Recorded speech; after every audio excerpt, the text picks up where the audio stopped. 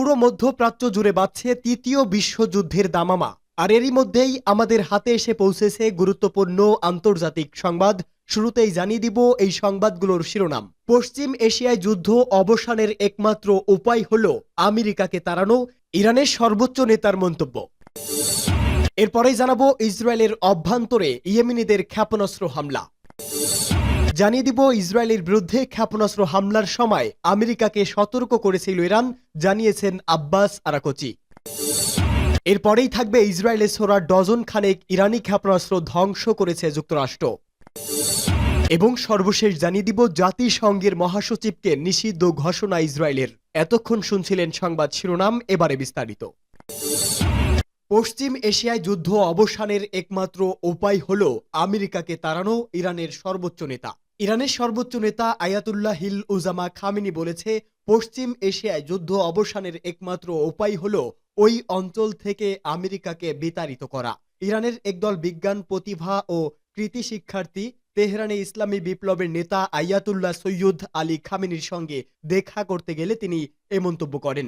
সর্বোচ্চ নেতা বলেন, আমাদের এই অঞ্চলের সমস্যা অর্থাৎ যুদ্ধ সংঘাতের মূল্যে রয়েছে শান্তি ও স্থিতিশীলতার বুলি আওড়ানো দেশগুলো, অর্থাৎ আমেরিকা এবং কিছু ইউরোপীয় দেশ। যুক্তরাষ্ট্র এবং কিছু ইউরোপীয় দেশ পশ্চিম এশিয়া থেকে নিজেদের গুটিয়ে নিলে নিঃসন্দেহে যুদ্ধ সংঘাতের অবসান ঘটবে। এর ফলে এই অঞ্চলের দেশগুলো একসঙ্গে সুখ শান্তি ও নিরাপত্তার মধ্যে বসবাস করতে পারবে।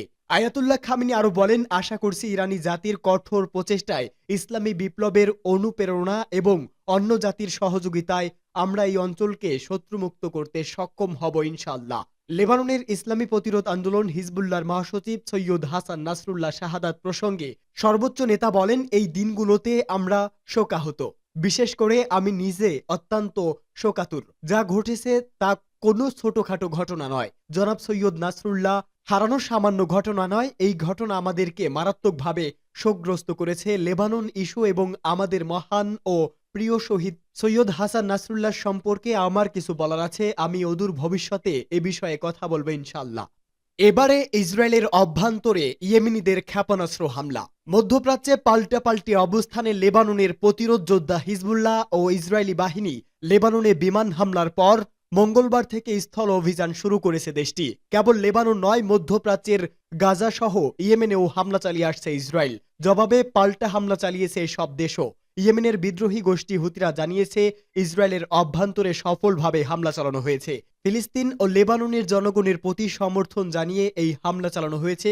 কাতার ভিত্তিক সংবাদ মাধ্যম আল জাজিরার এক প্রতিবেদনে এ তথ্য জানানো হয়েছে। তবে এ বিষয়ে ইসরায়েলি কর্মকর্তাদের পক্ষ থেকে নিশ্চিত হওয়া যায়নি। হুতিদের সামরিক মুখপাত্র ইয়াহিয়া সারি বলেন, তাদের ছোড়া ক্ষেপণাস্ত্র সফলভাবে নিশানায় আঘাত হেনেছে। প্রতিবেদনে বলা হয়েছে, ইসরায়েলের বিরুদ্ধে ইরানের ক্ষেপণাস্ত্র হামলার প্রশংসা করেছে হুতি। তারা জানিয়েছে, গাজা ও লেবাননের বিরুদ্ধে যুদ্ধ বন্ধ না করা হলে এবং গাজা অবরোধ প্রত্যাহার না হওয়া পর্যন্ত আমরা ইসরায়েলি শত্রু বা তাদের সমর্থনকারীদের বিরুদ্ধে আমাদের অভিযান প্রসারিত করতে দ্বিধা করব না। এদিকে হিজবুল্লাহ জানিয়েছে, দুই দেশের সেনাদের পাল্টাপাল্টি হামলায় ইসরায়েলের অন্তত 2 সেনা নিহত হয়েছে। এ সময় আহত হয়েছে আরও অন্তত 18 জন। ইসরায়েলি সংবাদ মাধ্যমের বরাতে আল জাজিরার প্রতিবেদনে বলা হয়েছে, আজ ভোরে লেবাননের সীমান্তবর্তী ওদাইসে হিজবুল্লাহর সঙ্গে ইসরায়েলি বাহিনীর সংঘর্ষ হয়েছে। এতে 2 সেনা নিহত এবং 18 জন আহত হয়েছে। প্রতিবেদনে বলা হয়েছে, ইসরায়েলে লেবাননে স্থল অভিযান শুরুর ঘোষণা দেওয়ার পর এটি প্রথম মুখোমুখি সংঘর্ষ।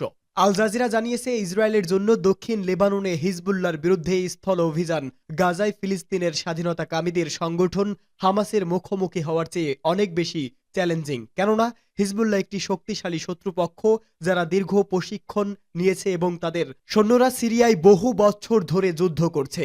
এর আগে আল জাজিরা জানায়, লেবাননে স্থল হামলা শুরুর পর ইসরায়েলের পদাতিক বাহিনী প্রথমবারের মতো মুখোমুখি প্রতিরোধের সম্মুখীন হয়েছে।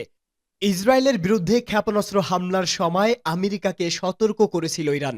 ইসলামী প্রজাতন্ত্র ইরানের পররাষ্ট্রমন্ত্রী আব্বাস আরাকচি জানিয়েছে, ইহুদিবাদী ইসরায়েলের বিরুদ্ধে গতরাতে ক্ষেপণাস্ত্র হামলার সময় তাতে কোনো রকমের হস্তক্ষেপ না করার বিষয়ে আমেরিকাকে সতর্ক করা হয়েছিল।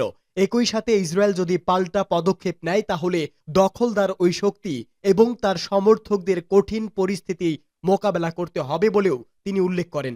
আজ একটি টেলিভিশন চ্যানেলকে দেওয়া সাক্ষাৎকারে এসব কথা বলেন আব্বাস আরাকচি।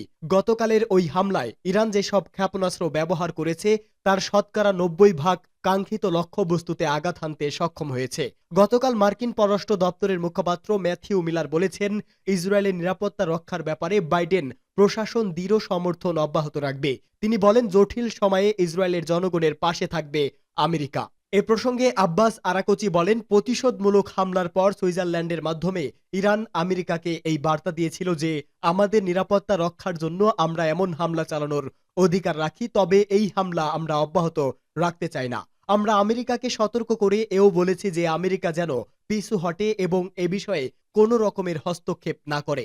আব্বাস আরাকচি জোর দিয়ে বলেন, মধ্যপ্রাচ্যের স্থিতিশীলতা প্রতিষ্ঠার জন্যই ইরান এই ক্ষেপণাস্ত্র হামলা চালিয়েছে এবং তেহরান মনে করে প্রচণ্ড উত্তেজনার মাঝে ভূ রাজনৈতিক পরিস্থিতি স্বাভাবিক করতে এই হামলা ভূমিকা রাখবে।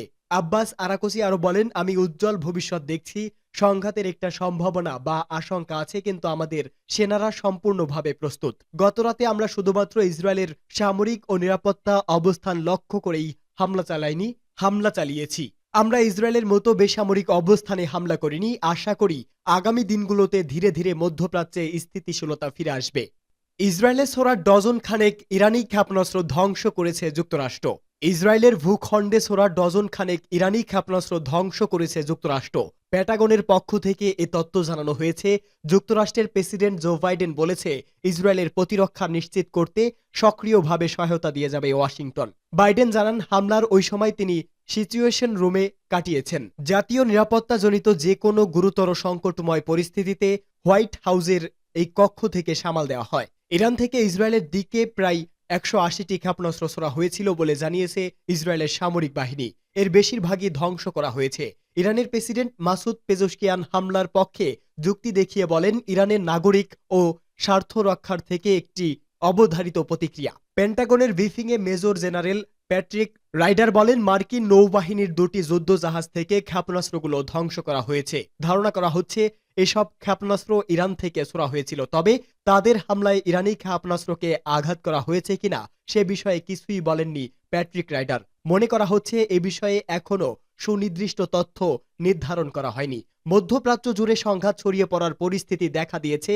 এমন এক সময় এই পরিস্থিতি দেখা দিয়েছে যখন গাজায় যুদ্ধবিরতি চুক্তি ও আঞ্চলিক শান্তি প্রতিষ্ঠায় জো বাইডেন উদ্যোগী হয়েছিলেন। যদিও বাইডেন প্রশাসন ইসরায়েলকে অস্ত্র সরবরাহ বন্ধ করেনি।